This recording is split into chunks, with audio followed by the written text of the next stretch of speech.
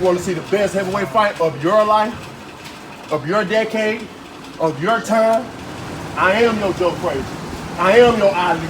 I am your Lennox Lewis. I am your Evander Holyfield. I am your Mike Tyson. Combined in one. Bomb Squad!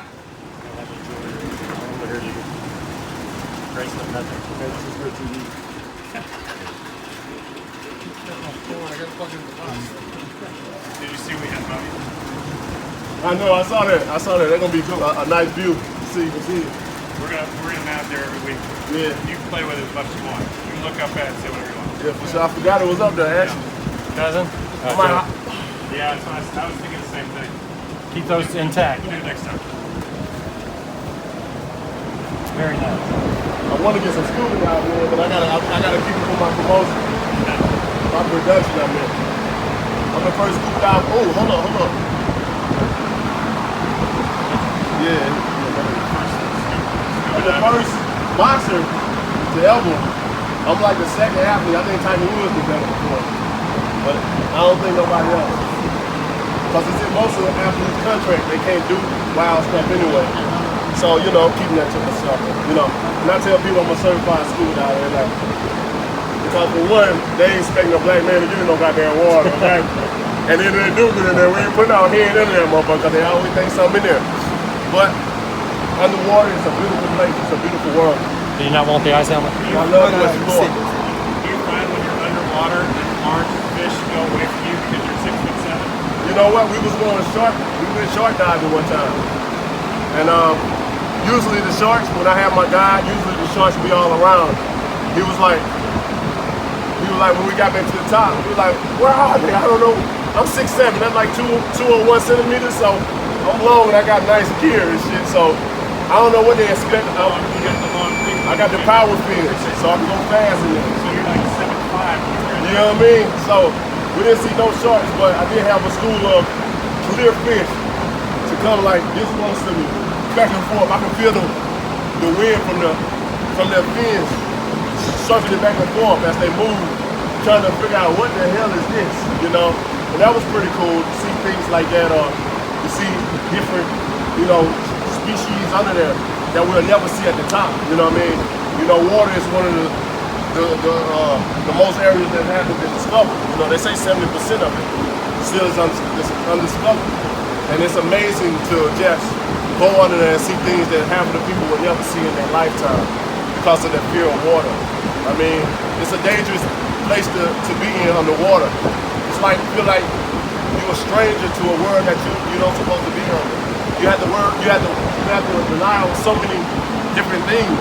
And I think that's the most exciting part about it, being able to stay calm and relaxed and be able to work what you know. You can't panic. Because if you panic, you're not going to be able to survive under there. You know, and it helps my stamina as well too. Being underwater, it's a stamina exercise that I love as well. Because when I come to the top, I have a burst of energy. My lungs have expanded different because I'm in there using ice. You know? And stuff like that. So it's a pretty peaceful place, right? Oh, amazing. It's an amazing place under there. Especially the clearer the water, the better. You know, so it's just a magical world under there. I love going under there. It gives me some relaxation. It's a part of meditation as well too. Because at the end of the day, when I'm not wearing my mask that I can talk to somebody in, it's like I'm in my own thoughts, in my own mind. And the only thing we can do is sign language under there. You know, and it's amazing. It's amazing to go under there. It's not an easy thing, you know, it's scuba certified to do this shit. You gotta be certified, you gotta know your shit. You gotta be able to know how to handle certain currencies under the water. You gotta be able to know how to read your computer. You know, you gotta know how to do your BCD, your regulator. You know, you gotta know how to do all that. Even if your partner's in trouble, you gotta know how to use your octopus and be able to they know how to get to you get to them. You know, it's a lot of things under there. You gotta follow the rules for sure. If you don't follow the rules underwater, yeah, you can't fight anymore. That'd be it. It's a wrap under there. Dangerous, man. But I love it though. Wild is my last name. I'm a wild man. I'm a wild man. I'm a dual citizen. I was born in Louisville,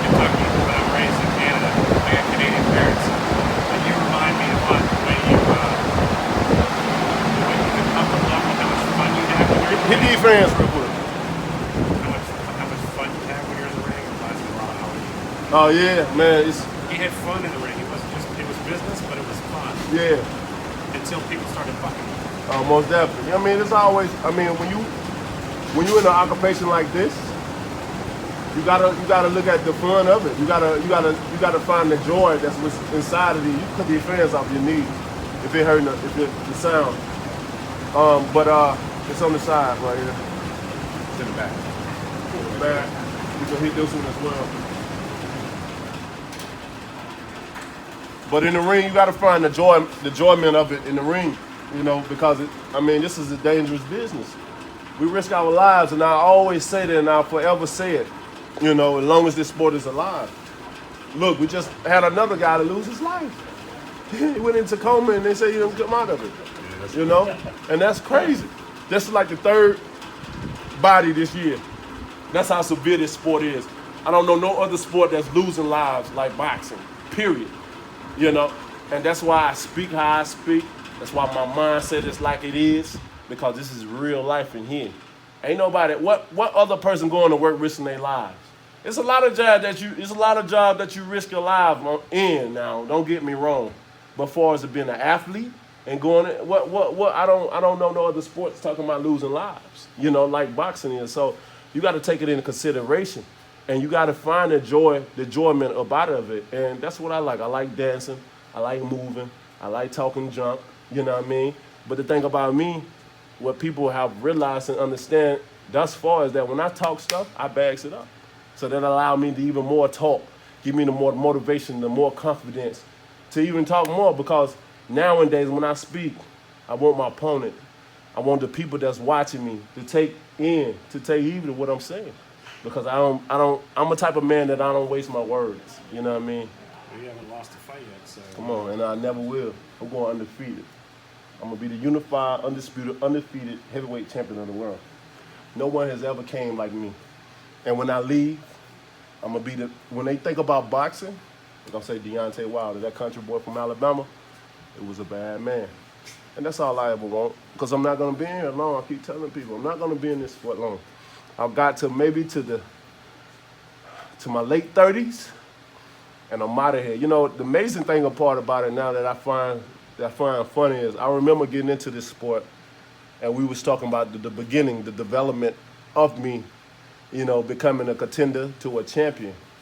Now we have achieved that, and now the talks is about the ending of my stage in my career, and it's a beautiful thing to talk about the beginning, and now you're talking about the ending. You know, that let you know that you have accomplished a lot, you've achieved a lot, and you're looking forward to the retirement. I'm looking forward to the retirement. I really am. You know, because I'm really gonna hurt somebody in this game.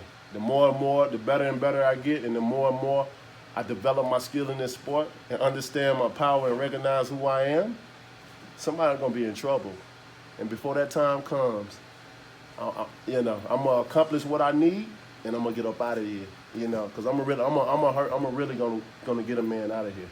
You feel like you're getting stronger. Oh man, I'm getting so powerful that I'm hurting myself. You know, it's just getting too ridiculous now. I'm getting to the point where I throw punches and I literally hurt myself because there's so much velocity in it. There's so much power up in it. It gets to the point where I have to double up my pads on my knuckles. Then when I spar, I'm hitting guys in the face. I'm feeling all the structure of the bones in my fist, and it don't supposed to be like that. You know what I mean? And I don't want to hurt myself, and I know how they feel, even when they have metal headgears on there. I done shook that loose before. I done done so much stuff in this sport, it's crazy. I know what my power is, you know, at least I think. It's a crazy feeling to have so much power. I tell people it's like a blessing and a curse, you know, but You got a birthday coming up soon. got a birthday coming up soon for sure, turning 34. Does it feel like you're in the middle of your career? No, I feel great, man. I mean, I'm never out of shape. I'm always active. I'm always doing something. That's why I love being from the country. I love being a country boy because we always get our hands into something. We always get them dirty. Always know how to do something. Fix it. When I was coming up, my father used to fix all types of stuff, so I built that tree as well. I'm not a type of person that just because, you know, I have all this money, I have to spend it. Oh, go do this, go do it. I still, do my own. I'll still wash my car. Sometimes I still pressure wash my home and go all the way around it, no matter what. Sometimes I have to take days to do certain things, but like I never get out of touch with reality or the things my father taught me growing up. Because these are the things that I'm gonna teach my sons and my daughters. So they won't have to spend it. What you can do on your own, you do it. Changing all changes with your own. Like I know how to do all that stuff. And sometimes I get out there and say, nah, we ain't getting nobody to do nothing. We gonna do it ourselves. And that's what I like mostly about myself. That keeps me active, that keeps me in shape, that I'm not too out of touch with reality, with the real life. Sometimes people can get to the point where they can get so bougie, they can get so celebrity mindset that they get lazy. They start, oh, you got to do it this way. You even talk a certain way, you move. That ain't me. I don't care if nobody change. They do that. That's their life. You live your own life. But as far as wild is concerned, that's not me. Hey, Chan, what's the biggest thing, the most important accomplishment for you to accomplish in the sport of boxing right now? The biggest accomplishment for me is to unify the division. I always talk about one champion, one face, one name. And that's my whole motivation, getting into boxing, is to unify the division. We came so close so many times. But, I feel there's so many people in the sport of boxing that don't want to see me achieve that. They want their guys, and if their guys can't do it and they get big, they don't want to see Wilder do it. But they can't stop what God has planned for me. Like I said, my grandma said I was anointed by God. And can't nobody stop those plans. No matter how many times, they can probably put a wild card in there to switch up the environment, the tune, the pace of it. Slow it down a little bit. But what's for me is for me. My destination says I will be undefeated, unified heavyweight champion of the world. And that will happen. And I can't wait for that moment in time for it to happen. What you think about Tyson Fury going to the WWE and saying that he's not concerned with your rematch with him? Fury, we all know Fury is a 6'9" clown. We knew he didn't want to accept the rematch because he got knocked out. He got gifted in my country. He got gifted by the referees. That 10 count was way long. Everyone knows that. Fury is trying everything to avoid not fighting me, which I understand. I gave him a concussion that night. He saw death that night. And if he get in there again with me, I'm gonna finish it. I know it's the second time around, it's easy. But a lot of people are gonna see what I'm talking about when I handle Ortiz come November the 23rd, and then with the Fury. He just signed the contract. Either you pay me and you're gonna have to fight. Either way it go. He can't run. He can't run. Making up this bogus statement about he making $15 million, that's a fucking lie. Who gonna pay you $15 million to be a guest? A guest appearance on WWE 50, you ain't making that in your boxing career. You can't even sell 1,500 tickets in Vegas. Your last fight was 3,500. Why would somebody be stupid to give you 15 million? That's stupid.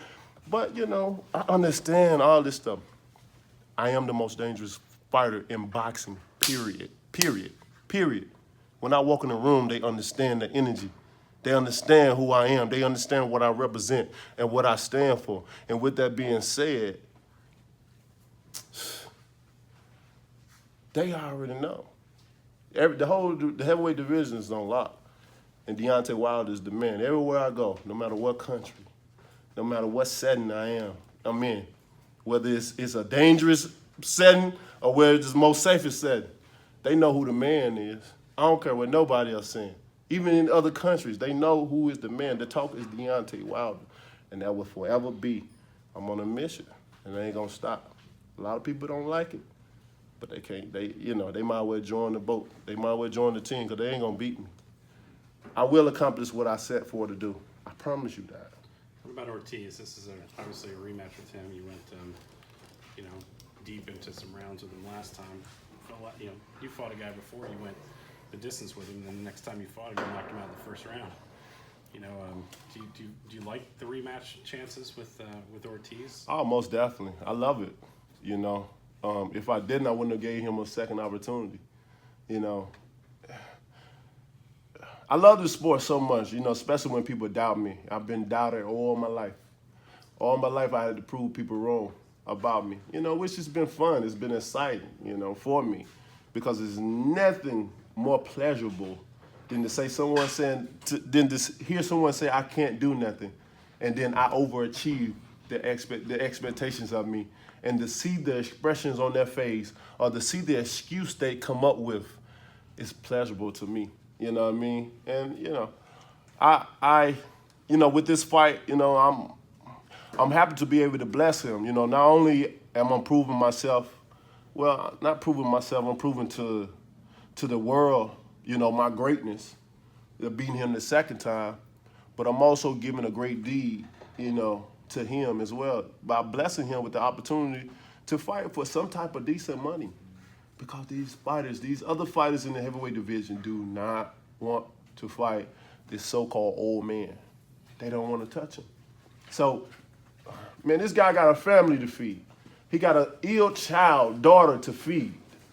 None of these guys, they worrying about their records. They worrying about not getting beat or knocked out or whatever, then letting another man eat and survive and bless his child. And I can understand that situation because I got an ill daughter myself. Well, you know, we say ill, but they're well alive and well, you know, a disabled child. My daughter is very well alive. She's smartest little thing ever, you know. I love her to death. But this is what we do it for. We never forget about the heartaches and pain, the suffering that our children have to go through, the much money we had to, you know, ship out to doctors and different, you know, techniques and different organizations and stuff to try to make our child feel better, you know. As a parent, you'll do anything in the world for your child, even kill for your child. They say having a, you know, you don't know what love is until you have a child, and that's so true. You can relate to what he's dealing with Of because course, you're in the same situation. of course, and that's why with this one, I think we're on the right platform with Fox to reach millions of people. You know, I think the pay-per-view is gonna be off the chain, and like I told him, he told me his daughters were doing so. I told him, don't worry, we're gonna make a lot of money. And when we make this money, you can be able to get the best doctors possible for your daughter. See, other fighters don't think about these things.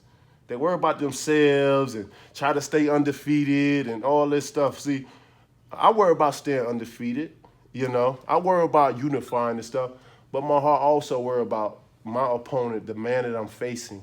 What is his problems? What is he going through? And especially when they put it out there, that this is what they doing it for, certain fighters you can relate to. Certain, you know, I instantly related to him. I'm like, man, I know how hard it is. I know what you're going through. So I'm gonna bless you. I don't care what your skill. If you beat me, then so be. You know, it's just boxing. I can always come back. Yeah, and this is what I'm doing the second time. It sounds like you have a lot of respect for him. Oh man, you gotta have respect for a fighter like Ortiz. All fighters in the division have respect for him. If they didn't, I wouldn't be the only one fighting him. People saying I'm crazy. You know, people say I'm crazy for going in the rematch with him again. Fernando Holyfield just said you. You know what I mean? They think I'm nuts, but that just show you how great Ortiz is as a fighter. That show you how respected he is as a fighter. No, none of these guys don't want to fight. They'll call his name out for clout chasing, and all this, but they'll never get in that ring. You know, and I'm proving to people, hopefully after this fight, you know, we'll have some brave soul in the top 10 want to get in there and fight him after this. But we'll see. And I can't wait. This fight right here, people ain't got to, you know, with this one right here, after the first fight, we already showed what we capable of doing. We already proved to the world that we are warriors. And when we get together in the ring, it's going to be fireworks. Many fighters say there's going to be fireworks. But we know one thing for sure. When you got a Deontay Wilder involved with anyone, it's always a 4th of July. Now, we had the fans going early on, so I wanted to ask you this question one more time so I can hear it's not as loud. I noticed the one thing when you were in the ring, you seemed to be not just being a professional boxer, but also really enjoying it and having fun and smiling and dancing around. And, you know, me being from Louisville reminded me of Ali, obviously. Talk to me a little bit about, you know, what do you think about those kind of comparisons, and obviously, what do you know, what's the motivation to be the way you are in the ring? Yeah, most of. You know, Ali was is one of my idols. You know, I always say it ain't what he did. It ain't so much of what he did inside of the ring, but it's also what he did on the outside of the ring. You know, I always talk about I know who I am. I know what I stand for. I know where I represent. Ali had the same principles, morals, and goals. You know, he was for his people. And when we say for his people, it's like for his community, for his race of people. Because with ours, we're so disconnected. And when you can have a source that looks like you, walk like you, talk like you, and can be great and then show you the greatness that you have in you, people cling to you. Now you motivating so many people that didn't have motivation. You encouraging so many people that lost courage because of certain things that been programmed in their head, or they see certain things that they don't have hope. For me, I'm hope. I'm hope to mine. You feel me? Just like everybody else to theirs. I'm hope, and that's what Ali was. And you know, to be able to enjoy what I do, you know, in the ring, it's beautiful to me. I love coming here. I'm sick now. You know, I caught the flu up in California doing a commercial. You know, spent seven hours on the plane. I'm here today. Time I landed, I had to go get VADA tested. They drew blood, they drew urine. And after that, I'm right here in this gym. No one could never know I've been through a hell of a day. It's been a hell of a day for me. But when I come in here, I'm alive and well again. This is my sanctuary. This is my peace, you know. And I got to find some type of pleasure out of this. Dancing and moving and sweating and vibing with the energies that's up in here, you know. It's amazing. You're surrounded by some pretty cool people, too. It's amazing. It's amazing. You know, boxing is an amazing sport, especially when you're at the top of the game of it and you understand what you're doing in the ring. And that's the key, to understand what you're doing in there, you know. And, you know, this is very, when you combine the music together in there, you know, it makes you want to move. As a champion, I say, you always got to know how to move. You always got to know how to dance. If a man that don't know how to dance, you know, it's a dead man in the ring. You know, you ain't going to be able to get out the way and move. You got to find some type of enjoyment out of this sport. You got to. It got to be more than just going in there, training, beating up somebody and winning. You got to find the enjoyment out of it, or you'll get bored. At least I speak for myself. You know, I love this sport so much, I just want to put my all into it. Because it's going to be one day that I'm going to say, this is my last fight, guys. This is my farewell fight. You know, I defend my title with some up-and-coming prospect or something. Who knows? But it will be my last fight. And then when I say these words, it will be my last. That will be my last time lacing up my gloves, you know. So I'm just putting it all. I'm putting it all on the line. I'm giving it all that I got, you know, until it's over with. As many know, I'm passionate about acting. That's what I'm involved in, and that's what the rotation of me, the transformation from boxer to acting is already transforming, you know. So that's what I'll be doing. Pretty good 401k. Most definitely. You can do acting to the life of you, you know. Any update on the Creed 3? Not yet, man. We got, you know, after I've done Billions.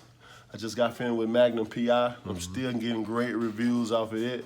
You know, it's amazing. And, you know, with Billions, they had me playing as a boxer, you know, obvious. You know, most people play, you know, what they are. But Magnum PI, I played Noah. I was actual character. And I'm glad they gave me Noah because I wanted the world, the acting world, to see and understand that although I'm an athlete, but I'm so much more than that. Right, that's what JB was saying. He was saying that they give you a role not playing yourself. Exactly. That showed how much confidence they had in you acting. Exactly, and I blew it away, you know, to the point where I was the best, you know, guest. I had the best guest appearance than anyone has ever had. You know, they was very blown away to see that my skills was top-notch skill level and didn't even have no coaching. You know, I'm passionate about it, and after I did that, it's a lot of other doors that's opening. You know, I got a lot of discovered fans in the music. I mean, in movie, like directors and stuff. I found out many fans and stuff like that. And, you know, it's going to be I think my career in acting is going to be beautiful once it starts. But I got a lot of different things, Creed, you know, G.I. Joe, you know, what's the one with the Avatar, a movie about myself, you know what I'm saying? We got some things coming up and many more ideas, you know. So I'm just blessed right now. I'm living my life, you know. I'm enjoying my life with my family and all the people that's around me, you know what I mean? I got a loving family, and when I say family, you know, it's everybody that's in my circle, you know. Everyone is feeding off of each other.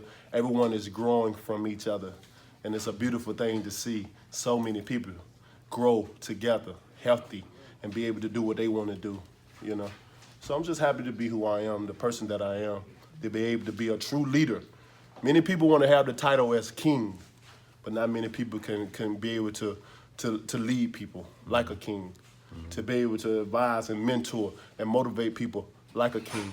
It takes a special person to be a king, you know, a truthful, rightful king, and that I am. Now, speaking of, you talked about Ortiz's daughter. Could you just give us an update on your daughter? How is she doing? Man, my daughter's 14.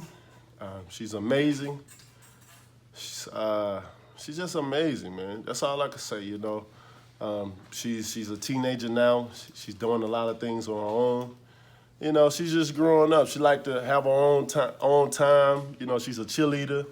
She's, you know, I'm a proud father, man. It's so many things that I want to say that I want to say all at once, but, you know. But my daughter is an amazing, beautiful young lady, and I just thank God for being able to give us the strength to be able to take care of her and be able to be there for her in her needs, in her needs, and different things like that. You know what I mean? I get very emotional when I talk about my children because they make me so proud. I'm a proud father, man. I'm a proud father, and I love them. I got 8, but I think I want 4 more. I got 9. You did really? God damn it! I'm gonna come past you. I got 4 girls, 5 boys. Really? I gotta get you, man. I want 4 more, whether I adopt or go. I always say I want a basketball team with 3 sons, but I think I'm looking for a soccer team now. Yeah. I appreciate you. Yeah, man. Blessings. Yes, sir.